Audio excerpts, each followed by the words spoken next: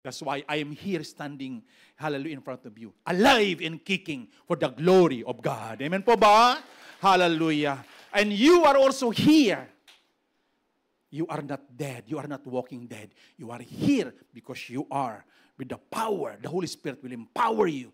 You are holding that power and authority in your life to become a witness for Jesus. Amen po ba?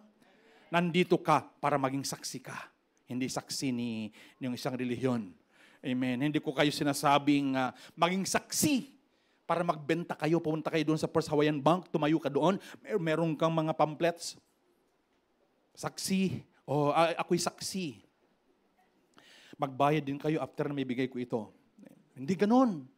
Gusto ng Panginoon lumakad ka sa mundong ito with power and authority. Amen po ba?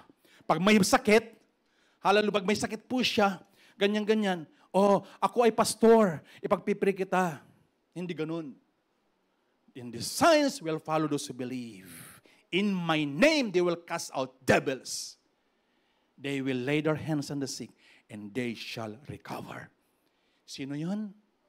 Sabihin mo sa left and right, ikaw yun. Sabihin mo, ikaw yun.